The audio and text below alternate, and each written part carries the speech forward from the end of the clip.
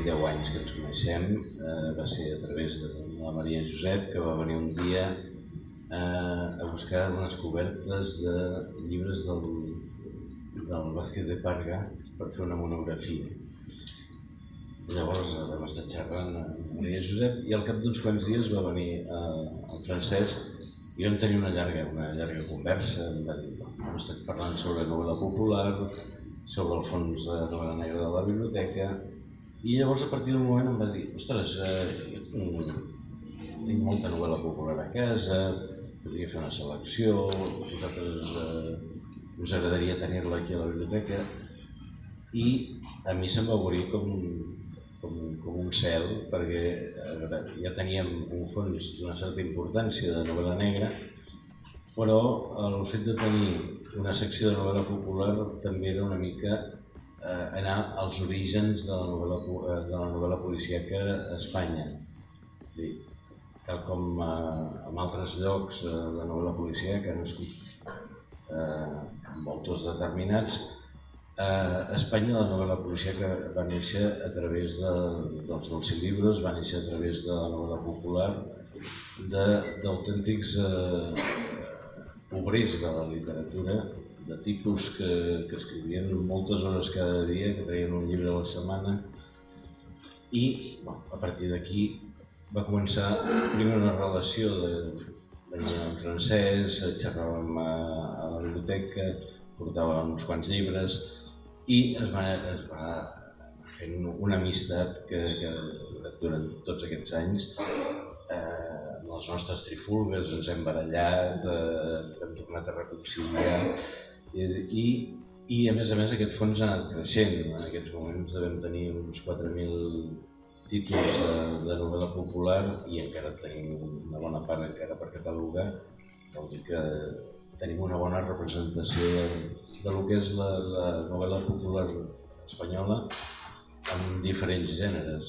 Tenim policíaca, però també ciència-ficció, western, terror, romàntica i, a més, molts d'en Caudet, firmats com a Frank Caudet o amb els seus pseudònims, però també molts d'altres autors.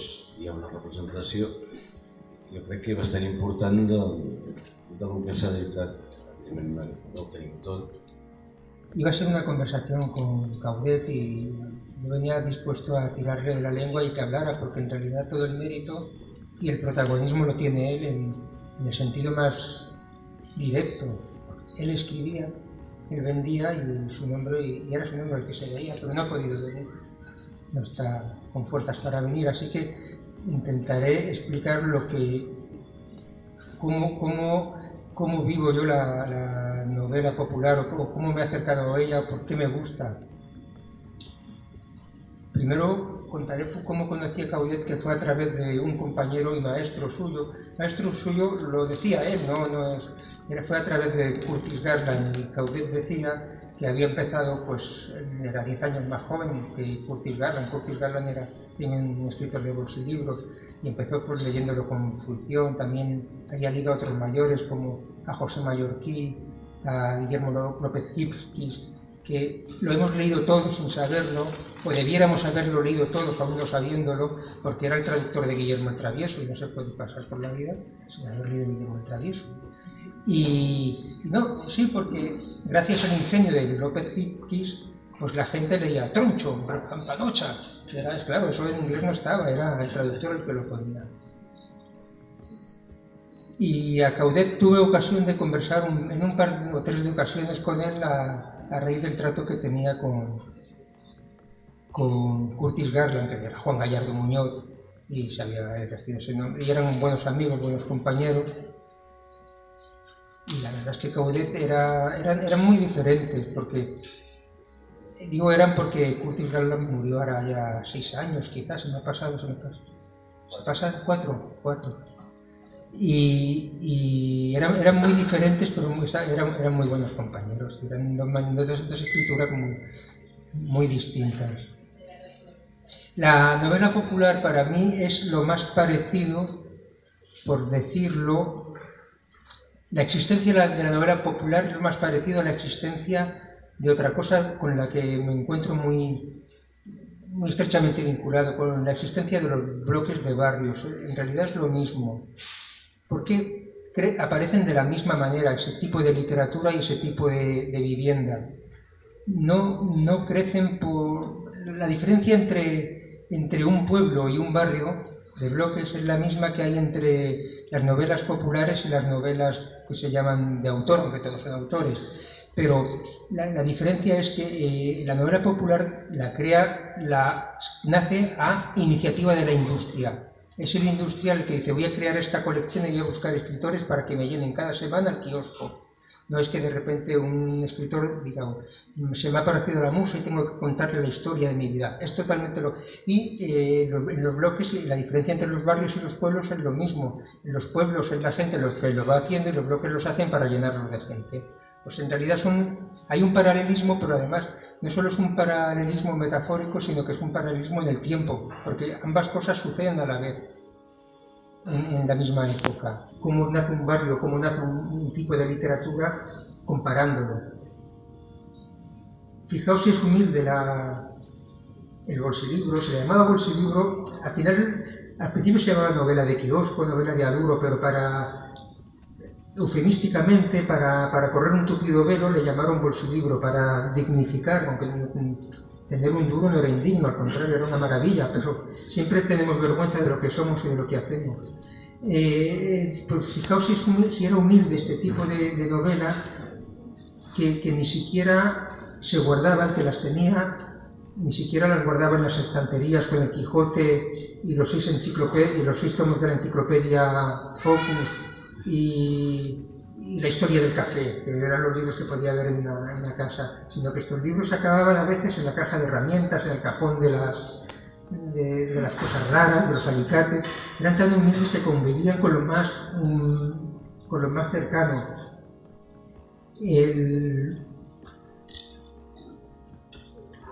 Lo importante de esta literatura es que abarcó mucho tiempo y a muchísimos lectores. Duró desde los años 50 hasta prácticamente los 90 y lo leyeron, pues fijaos, en 40 años, pues toda la gente que pasaba por un kiosco. Pero es que kioscos no había uno en cada acera, pero probablemente uno en cada 3 aceras podría haber. O sea, millones de personas leyó esto.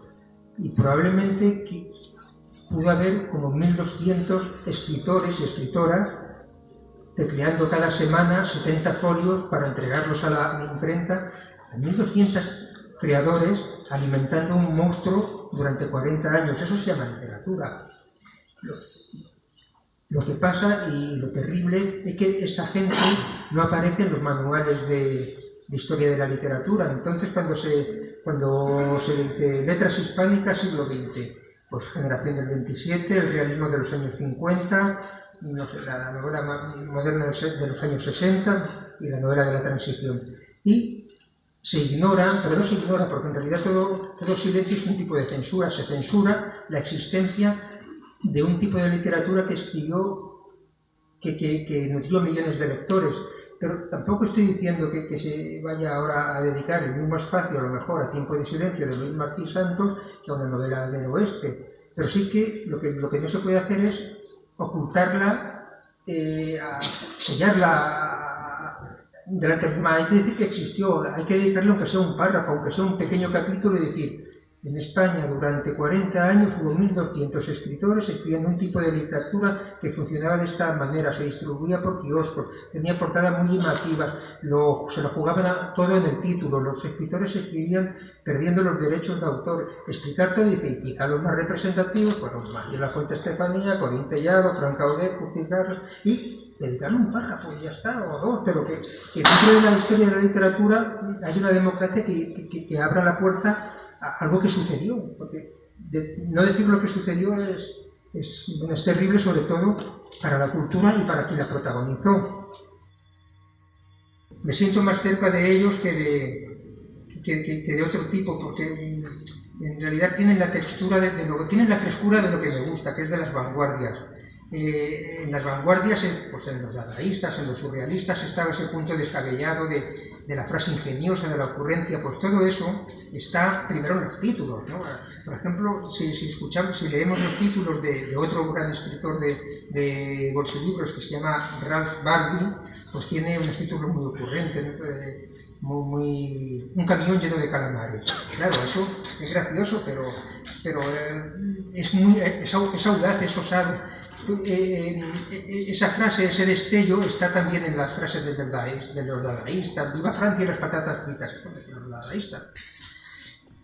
Que es la ocurrencia, pero la ocurrencia dentro de un contexto literario y llena de osadía. Pero además trabajaban con recursos literarios modernos. La literatura, sobre todo la tradicional, claro, como se inventó antes del cine, aunque parezca que no, pues tiene recursos anteriores al cine. La literatura viene de la poesía y la poesía viene de la metáfora, trabaja pues por analogía, por comparación. Y la metáfora es la rosa de tus labios, la rosa de tu boca, por llamar a los labios, ¿no? Pero la literatura popular ya viene directamente del cine, porque estos escritores eran grandes cinéfilos y se pasaban el día en el cine y admiraban. Curtis Garland se llamaba Curtis por Tony Curtis y Garland por Judy Garland. Y lo que se ve en este tipo de libros es el dominio de la elipsis, que es el gran recurso cinematográfico. Entonces aquí la elipsis desplaza la metáfora, tiene otro lenguaje, pero la elipsis alcanza grados de vanguardia y de genialidad. En las novelas, por ejemplo, de Martín Lafuente Estefanía, hay una muy famosa, que es que si se explicara en un capítulo de historia de la literatura, había que ponerla como ejemplo de la audacia de estos escritores, y es una escena en que va el cowboy por un desfiladero y mira arriba en un cerro y ve una hilera de indios, no 100 indios, mira a su derecha y ve otra hilera de los 100 indios, y claro, el capítulo, o sea, la página acaba ahí con el chico y indios por arriba y indios por el otro lado y abajo. Y digo, ¿cómo va a salir de esta? Pasar la página y pone muertos los indios. Pues esa es la elipsis, pero esa es la audacia, es la capacidad. Pero claro, eso forma parte del código de la literatura popular, porque ni siquiera fue Martín Lafuente Estefanía quien se lo inventó. Él recurrió porque todos los géneros crean sus propios mecanismos y él ya estaba atrapado por su género e intuitivamente sabía cómo funcionaba el mecanismo, pero mucho antes, Ponson du Terrail, que era el creador de Rocambole. Rocambole era un héroe de peripecias del siglo XIX, y de ahí que nosotros digamos que cuando algo tiene muchas peripecias es rocambolesco. Pues el Ponson du Terrail, el autor de Rocambole, hubo un momento en que estaba en la cresta de la ola, como autor todo el mundo lo leía, y le pidió un aumento de sueldo al editor, que claro, cuando no tienes derecho tienes que recurrir al chantaje para que se suban el sueldo. Claro, no tenía derecho, pero tenía el poder, y le dijo a su editor que había encerrado a Rocambole en un baúl y que ahí lo dejaba o subía el sueldo y el folletín. Y el editor le dijo que bueno, que encontraría cualquier otro que continuara la serie. Y iban dando propuestas de cómo se libra Rocambole de ese folletín y no le convencía ninguna. Así que volvió a llamar de nuevo a Ponson du Terrail y dice, oye, sácalo tú y te pago lo que quieras. Y entonces el folletín que continuaba empezaba así: una vez libre de sus ataduras, Rocambole. El bolsilibro, el autor se convierte también en un taller, en una máquina. Esto lo podemos ver. Primero es el hombre máquina, es la explotación, es Frank Caudet, es Curtis Garland. Pues estos escritores hacían 30 folios en un día, quizá. Eso es una locura. Eso es que un día tiene 24 horas. Y supongo que también comía y dormía, ¿no? Un poco. Bueno, pues quizás escribían las 24 horas sin parar, pero y aún así hay manera de sacar 30 folios, 100 novelas de 70 folios a doble espacio, creo, por una cara. Pero claro, tenían que tener esa distancia porque al editor le interesara que la novela se leyera una semana para poder vender otra a la siguiente. Era una máquina de triturar a escritores y de triturar lectores y de triturar novelas. Y estos escritores, claro, se convertían en máquinas, pero luego en máquinas de escribir en el sentido más, no sé si se podía hacer literal, porque bueno, la máquina de escribir literalmente tiene teclas, pero se escribían en nombres máquina de escribir. Y en el caso de Martín Lafuente Estefanía, que después de Corín Tellado, porque Corín Tellado llegó a sacar 5.000 títulos. Marcial Lafuente, él personalmente solo sacó 3.500, pero solo él personalmente no llegó. Pero luego, cuando se convirtió en una máquina, en una industria, sacó muchos más. ¿Y cómo se convirtió en una industria?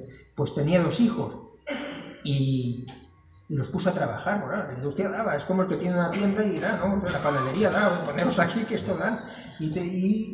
Y uno de los hijos tuvo otro hijo y estaban escribiendo Marcial, Lafuente Estefanía, los 2 hijos y el nieto. Sí, y luego murió el padre del nieto y quedó el tío y bueno. Y el nieto han mantenido la franquicia. Y un día lo conocí en la FENAC, en una charla. Claro, le pregunté por esta odisea. Digo, pero ¿cómo puedes distinguir lo que era de tu abuelo, lo que era de tu padre, lo de tu tío y lo que es tuyo? Yo, ¿cómo lo puedo distinguir? Dice, es sencillísimo, no tienes ni que leerlo. Por los blancos. Los blancos es esto. Es los espacios en blanco que se ven al final de línea. O sea, aquí es que hay muchos, ¿se ven? O son líneas cortas porque hay diálogo y hay mucho blanco. Dice mi abuelo, Marcial Lafuente Estefanía, que creo que había sido general de división del ejército republicano.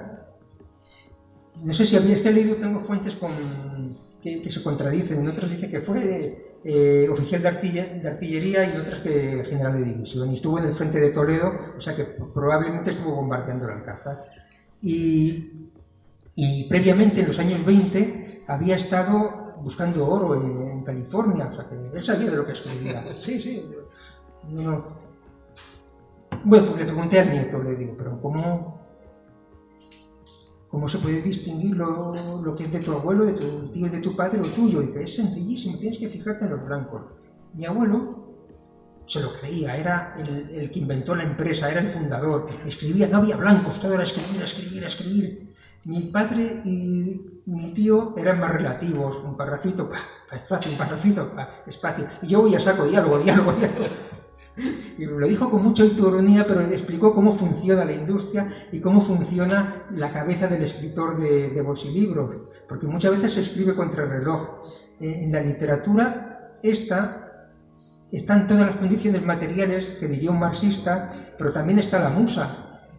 Lo que pasa es que no está la musa pija, es la musa proletaria la que tienen. Y claro que tienen que estar inspirados, pero estar inspirados es tener la cabeza clara, acordarse de qué película van a plagiar y tener una mujer y 2 hijos por lo menos para que le vayan dando diálogos. Y oye, ¿aquí qué digo?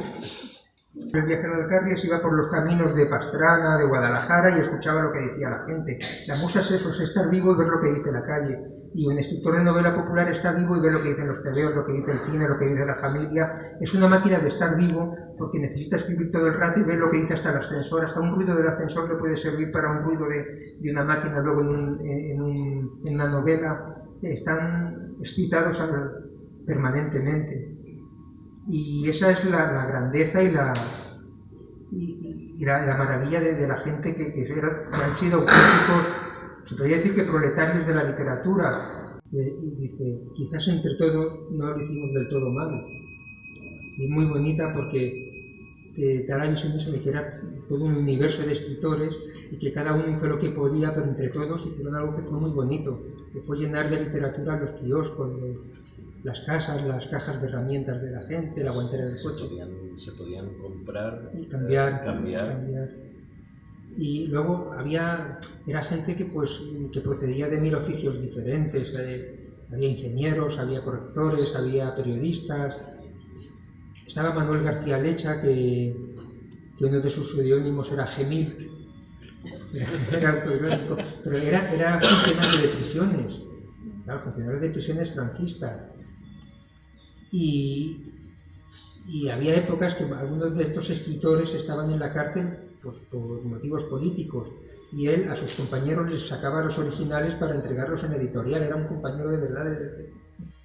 Lo que introdujo masivamente a ciudadano español en la lectura. Entonces, digamos, algunos bolsilibros tuvieron tiradas enormes que creo que cualquier autor en este momento, si tuviese una tirada de 500.000 ejemplares, se quedaría anonadado. Y en cambio, en bolsilibros hubo tiradas enormes. tanto era lectura masiva para las clases populares. Yo creo que realmente no ha habido una iniciativa de este tipo en todo el siglo XX.